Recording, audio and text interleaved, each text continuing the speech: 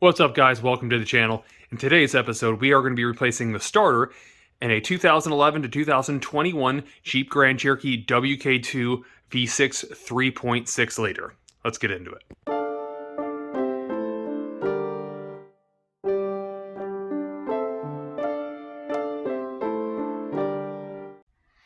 All right, moving into it, as you can see, there's not much room in the shop right now. Unfortunately, when we stuck this lift in here to get the Viper up out of the way, it compromised a lot of the room that we have. For those who aren't subscribers, we actually had a new shop was supposed to be built, and then it got shut down by the city. I'm sick of bringing that up, but it is what it is. But now we're kind of limited, so it is on a lift, even though this is not necessarily a service lift. The only thing it pretty much does at this point is keep it a little bit farther off the ground and keep me basically a little less claustrophobic, I guess you can say. Nonetheless, we got this thing up off the ground. I've seen several videos of different parts on how to do this, but nothing really all the way through. So I want to kind of walk you guys through it if you guys are going to do this and show you what's real, what's not real, what's easy, what's not easy, and what's the right way. So let's go forward and get some stuff done. All right, luckily we have some lighting underneath here. One problem we're dealing with right now is going to be getting to the starter. Now, unfortunately, this starter is not visible from anywhere underneath the car. And from the videos that I looked up, essentially there's two bolts coming from the backside of the motor, which you can't even hardly see, that unbolts the starter, and you have to get all the electronics from the front side. Now, people say that you have to remove the cross member and lift the engine out. I don't know the truth to it. All I can do is try to get to this thing and see what works, what doesn't. Pretty much, I think the first step that we got to do is we got to get this guard off right here because it's in the way. If we can get that off, maybe we can see a little something better in there from what we can right now, which is basically no view at all. So let me take that thing off. Let's see what it looks like. All right, so to get this front cover off, we have 1, 2, 3 10mm bolts. We have one little push clip right here, and then we have two 13mm bolts in the back. This thing should drop out. Now, a little tip for those of you that may not be subscribed again to the channel, the reason we get so many hits on our videos is essentially I get right to the point, but I try to cover everything, not making the episodes too long. Stuff that kind of is pointless, like watching me unscrew a bolt, much like this commentary, I guess. But nonetheless, I don't typically show removing bolts and stuff like that, and the reason why it's kind of a waste of time, you probably know how to do that. There are certain situations where I will, and that'll be like when something has to come out a real weird way and you can't figure it out, I'll show you how to do it. Other than that, I try to skip a lot of this junk by basically not showing that footage. So let's see what it looks like when it's all out. All right, and just FYI real quick, I didn't notice there are two 10mm bolts, one on each side of the inner fender liner here. Got to take those out to drop it. Okay, so the cover's off. Unfortunately, my one side through had to be cut off because it was rusted. Not a big deal, but guess what? Now we can actually see the starter right there. Yeah, it's ridiculous how far back it's in there. But you can see right there is one of the lower bolts, and then just above it is where the other come from the backside. As far as unbolting it and getting it off. At this point, you can't see any wiring, and the reason why is that wiring resides all behind this motor mount here. So it looks like, I mean, if you were had a extra set of eyes inside there, you could probably get it, but I doubt you're going to be able to. So it'd be my guess that whole assembly has to come out, at least the motor mount assembly, which would be essentially two bolts on the lower. So you'll see that there's one, if you can see that, there's one right there, one on the other side, obviously to unbolt it from the frame. And then it looks like there's maybe 3 bolts to unbolt the actual mount from the motor, which would be there, and one on the back side over there. Should be a total of 5 bolts, and that thing would pull out of the way. As of right now, we do have a jack stand holding the thing up, but I think it's going to have to get lifted, I would guess, just a little bit to be able to wiggle those things loose and free. And then we should have full out access to get back there. I don't think that this will be in the way. I think that mount itself will be just fine. Again, you might be able to try to wiggle away underneath there, but especially if you guys are working on ground and you don't have a lift, even though mine's not high in the air, there's no way I don't think you'd be able to ever see that. So let's just play it safe and figure that the hardest part's going to be getting that mount out. So I'm going to go ahead and work on that. I'm going to get the 2 lowers first, and then I'm going to try to break free the 3 that go to the actual, again, block and take that thing out basically towards us. All right, guys, so one thing that is important to note, before you start wanting to mess with any of this, especially getting to that starter, you got to make sure to disconnect your battery. It's very important. Keep in mind there is a 12-volt big thick wire connected to that starter, and basically everything around it that's metal is a ground, and you do not want that thing to ground out because you could burn out your TIPA module, which is essentially your smart fuse box, in anything electrically related, which obviously wouldn't be good. For those of you that maybe didn't know where the battery was, the battery actually resides underneath the passenger side front seat. You'll just want to move that seat all the way forward. You'll see a little panel underneath there. You'll pop up and then basically just disconnect the negative cable, which should be either a 10 or I think it's a 10, possibly an 8mm bolt, and just slide that thing off and you're in the clear. Okay, so I took the top nut that actually holds the mount to the bracket right here off, which goes right there. It was a 15mm. Now I'm going to basically take off the mount itself. I'm sorry, not the mount, but the bracket itself. And to basically do that, there's 4 15mm bolts. You got one here, you've got one there, there's one on the back corner there, and one on the bottom corner down there. Now, I always urge people to take off the hardest ones first, which would be the back side, and the reason why is, you know, first of all, what happens if you take the front ones off? They're easy, and you get to go to the back, and you can't get those off. Well, then you gotta put the front ones back in and go somewhere else, right? Or the more appropriate thing to kind of suggest, and the reason why doing, is that let's say you get to the very last one, it's on the back side. Now all of a sudden the bracket's hanging, you're trying to get it loose, we got the weight of the bracket hanging on the bolt, so you can't just spin it out. It makes it a lot more difficult. So I always tell people do the hardest ones first and then do the easiest ones last. That way you can get it out a lot easier. That said, the harder ones are going to be the back ones, which would be the top, the back, bottom. I'm going to start with those, get those out, then I'll work my way to the front, and this thing should come loose. And hopefully we'll be able to kind of wiggle it around that tube right there. If not, we'll be forced taking the lower bolts of the mount out as well and taking the whole thing out. Okay guys, so 3 of the 4 are out, obviously leaving the easiest one. Just note to self, this little bracket here was sticking out like this.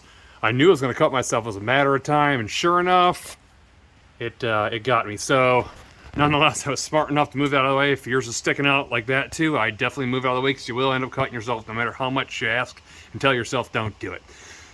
Moving forward, I'm taking that bolt out right now, and then hopefully I'll be able to lift this thing up and out. If not, well, I guess we'll do other routes. All right, so with this thing jacked all the way up and the help of a small piece of wood to give it an extra inch lift, you can kind of see where we got this thing. Even though we had all that lift, there's still not quite enough to get past that main bolt to the mount. So I think unfortunately, or fortunately, whatever you want to call it, we're going to take out that little 15mm bolt and the one on the other side as well, and just take that thing out of the way. It's not going to be that hard since we got everything lifted up and out of the way now. Anyhow, might as well get it clear and out of the way so we can get that starter in and out with nothing in our way. And for reference, we got them both out. It was actually really simple, not hard at all. You want to make sure whatever way you take out this mount here, that you put it back the same way, because you can kind of see it's not like a way that would spin the other way. It goes one way. So you want to make sure you mark that, which I didn't, of course, but I should have. The whole purpose of the shot, though, is just to give you a reference shot of exactly what this mount looks like. A lot of the pictures I looked up for reference on the actual bracket looks nothing like this. You'll see that this part's like real short, but I was able to find one on Mopar's site that showed a diagram of how it went together and then showed this exact one. I don't know why it shows the wrong one, but whatever. Nonetheless, you don't have to take these 10 mils out right here. I don't know what they go to or what they're for, but they're obviously not for this. It looks like they could have been part of a heat shield at one point, which is no longer on there. And it's funny because we bought this car used, but like brand new. It only had 20,000 miles, and somebody had gotten to that heat bracket there, and or not heat bracket, but heat shield there, and bent it all out of the way. It was definitely done by man. I don't know who it was. It wasn't me or nobody else, so at least that I know. Anyhow, that's what the hole looks like. You can kind of see the starter there.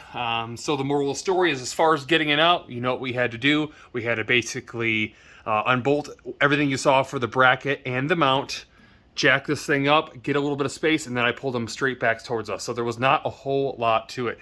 Now what we're stuck with is we need to get the wiring off the starter. You'll see right, if you can see, right there, there is the solenoid connector. There's a kind of a pinch button in the center of that. You'll pinch and pull that straight back. And then there is what I believe is a, I think it's a 13, it could be a 13 or 15 mil nut that you'll see right there. That's got to come off, and then there's one farther back on that same wiring harness that has that 13 or 15 mil nut that has to come off, so the actual wire harness can be pulled towards you and taken off the starter. So I'm going to do that now, and I will show you exactly what that looks like, hopefully with a closer picture. All right, as I told you guys, I'm going to get you up close, or closer anyhow. And so there, if you can see that, is our starter. I'm blocking my own light. There's our starter. I'm kind of sideways here, sorry about that. I got everything loose, and it's crazy because you can see how the main 12 volt is disconnected and pulled away. There's normally a 13 mil bolt way back on that, and it's not there, which means this starter was out with less than 20,000 miles prior to me owning it. That's pretty crazy. I'm not sure why, but I guess this one must have lasted 50,000, so hopefully we won't have this problem as long as I own it. Once again. Anyhow, I was lucky enough to drop the nut off that because, well, of course, why wouldn't you have that? And of course, it didn't fall on the ground. So you guys have probably been through this before. This is the reason I don't do this for a profession. All the more power to all of you that do. Gosh, a little frustrated like this, and I dropped my phone, so you can kind of see what we're working with here. Anyhow, totally professional. Anyways, the nut is down there somewhere. I can't see it, I can't feel it, so I'm going to throw around a magnet. Hopefully I can find it. If not, I will replace it. That said, what we need to do is get from the back of this thing to get out the two 15mm bolts. So let me give you a shot of that and see what that looks like. Okay, for starter reference, looking back from behind the wheel, you can kind of see the starter there now. Couldn't really see it well before, but it's there.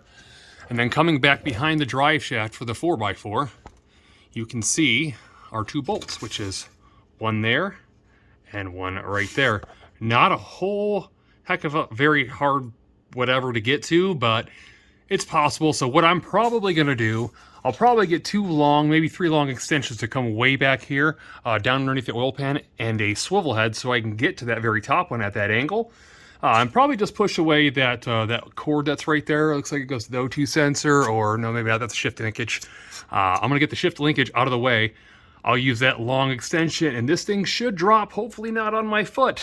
Yeah, so anyways, let me do that and show you what it looks like when I pull it out. Okay, so I got the first one out, which I did the lower one this time because it was super tight, and boy, I'm telling you, whoever put this on there had to put it on there with 150 foot-pounds of torque. I don't know how or what angle they did, but they did. That said, you can see all the random extensions that I have all the way back to my ratchet, which is kind of crazy. And some of them are ovaled out at the top. They're like kind of an angle. It gives a little bit of an angle. You'll need that, especially for the top one. I'll tell you, if you're the type of person that has a swear jar, you better come with a cash register straight from a strip club to fill up this issue, because I'm telling you, you're gonna say a few things that you may not want to. That said, I gotta put a torch on this top one because I can't get it to come loose, and the only way I can get to it is coming from the front. So I'm gonna go ahead and heat it up the best I can, try not to burn the house down, and then, yeah, hopefully it breaks loose. And that right there was the end-all be-all tool that broke the devil. Let's go ahead and get the starter out and take a look at how it comes out. Okay, there it is. It's still kind of hanging in there for whatever reason. I'm gonna try to do this on camera. I don't know how well it's gonna work, but I'm gonna reach back here. And go ahead and take her down. Wow, that's pretty ugly. Oh yeah. Now you can see how the solenoid's bad. That thing should be pressurized. There's a spring holding that to where it's supposed to go, and it kicks out when it goes in. That shouldn't be loose like that, so we know that it is bad. Yep. It is a Denso unit. That's what we got as a replacement. I'll double check the numbers to see if it is the same exact thing. But we did order a Denso because it said it was OEM, and I got it from Rock Auto. I'll put a link in the description below for that. Not a sponsorship, just an easy way and cheap way for you guys to get the parts that you need. That said, what we also have to do is test the new one, because we're not going to go through all this work to put the new one back in and it not work. So the first thing that we want to do is test that. Let me get that out. We'll test it with the battery. And so here are the starters side by side. Now I could be wrong about it coming out, because it does come out on its own, just not as easy. And you can see this one sits farther back in, where this one, I don't know why, is so far forward like that. For the most part, they look exactly the same. Putting them top to bottom, I don't really see any difference offhand. If I look at the numbers on them, this one is obviously OEM Chrysler, because it says that. Part number is, as you see here, we're straight from Denso. If you're not pieing through Chrysler, is that part number, if you can see it right there. So different part numbers, but as you can see, basically the exact same thing, identical. Now I will tell you, you'll see when you get this in your hand, how cheap and lightweight this thing is. Actually unbelievable. I can't believe it starts a car, especially a V6. I've seen 4-cylinders that look like beasts compared to this thing. That's probably why they don't last real long. So not impressive as far as size or that. I did notice there is a little piece sticking out there. Maybe I can transfer that one to the new one. I'm sure it comes out. But again, we want to test this thing to make sure that that it spins. And so what we're going to do is we're going to take a battery like that there. Now don't worry if you don't have a spare battery laying around, you can use your one right inside your car. Remember, you already have it disconnected from the car, so you can connect up some cables like that then you're going to want to take your negative that you see right here, and you're going to want to put it somewhere on the body. Doesn't really matter where. And then you want to get your solenoids available, like you see right here, both the positive and the solenoid here. And we're going to want to touch the power side to both of those that you see right here. So it's not really rocket science. It's pretty straightforward. We want to make sure that it kicks out when I touch these. It's going to be hard to do on camera. I know this angle's absolutely terrible. But I'm going to go ahead and touch these like you see right here. Oh yeah, it works. Again, it's kind of hard to do with no hands available, but it works. It's important. I'm going to double check it off camera as well, so I have all available hands to me. And then we're going to start doing the reverse and putting this thing back in. All right, so it's time to put it back in. I put a chunk of grease inside on the actual gear. Obviously, I want that to last as long as it can. You can use white lithium grease or whatever you want to. Some kind of complain about using regular grease because they worry about dust gathering to it and it kind of chalking up and becoming a paste. I don't care. It is what it is. I don't want to use white lithium. I just don't really like white lithium grease. I've never had great results with it. I guess depending on the application. It dries and gets hard too. I just don't really care for it. So I think this will work just fine for where it's at. After all, it is enclosed. I don't think that the flywheel will be chipping any teeth. So we should be good. As far as the bolt or the nut that holds on the power wire, well, I can't find it. Unfortunately, the new one comes with one, as you'll see right there. I tried to use a magnet tool. I looked everywhere. I can't find it. Hopefully will find it because it'll be annoying just laying inside there. It'll keep in my mind. It'll drive me crazy. Nonetheless, we're going to get this thing in right now. What we got to do is we got to shove it up in there, and we got to kind of get it to hold somehow or another. Maybe I got to pry something behind it to hold it. And the reason I say that, I got to bring the bolt back through that back side again. And the second I try to stick that through, it's going to try to push it out because of the weird angle I'm at. So I'm going to try to pry it in there and kind of hold it maybe with a board or something to get it to hold. I'll show you exactly what I do when I do that to give you an idea what you can do. The hard part's already done. This job's just going back together. This should be just downhill the whole way, so it shouldn't be hard. Overall, so far, this job has not been hard. Whether you're skilled or not, if you're just willing to take the time to do it, it's not that bad. It is intimidating looking at first, but trust me, guys, it's not that bad. Coming from a guy that gets claustrophobic underneath cars when they're too close to his face, that's the reason I have the lift. But it's not like it's a lift. I mean, literally, it's like 4 feet off the ground right now, which is better than jack stands, but there's a lot of people that do this with jack stands and a board and a jack, so you guys can definitely do this. Anyways, moving forward, I'm going to stick this thing in. We're going to basically wedge it in there, and we're going to get those back two bolts on so we can start getting the electrical hook back up. All right, guys, the starter is now installed as far as the two rear bolts. For those of you asking how I got it in or what I wedged in there, actually I didn't. It was pretty straightforward. Obviously, I came the same way through the back to put the bolts in with the socket. But then all I did was I reached my hand in through here, up like this, as you can see, and I can actually grab a hold of the starter and hold it in place. So that was pretty straightforward. There was no wizardry in getting that in. So that's in now. I'm going to get the electrical plugged in. Let me do that. We'll keep moving forward. So electrical is done now, and I got the mount and the bracket back in, just sitting there right now. This is one of the scenarios where I kind of normally would show you how to do it, but it took so much time and a solid mix of aerobics and tetra that I don't even know how it ended up in there. But it's there, it's loose. I guess ultimately I put the mount in first and put the very front side bolt right there in it, just loosely, as you'll see right there, so it wouldn't flop out of the way. And then I went ahead and disconnected this tube because it was in the way, because I needed more aerobic room. And I don't know, I guess I just managed to work it in there. It's in there right now. So what I'm going to do right now, I'm going to go ahead and put both bolts in the mount, which is the lower piece that you see there, the black piece.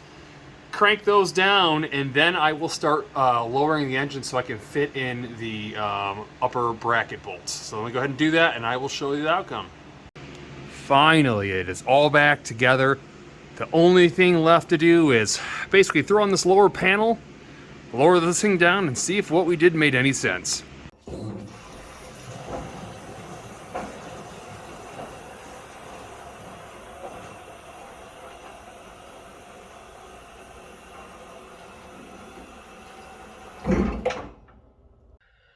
All right, guys, it's time for the finale. Now, I ain't gonna snake you. I did turn it on. I didn't start the car. I had to make sure there was no copyrighted music on because some old worn out artist was gonna say I stole their masterpiece because they needed a couple more views to get their bills paid.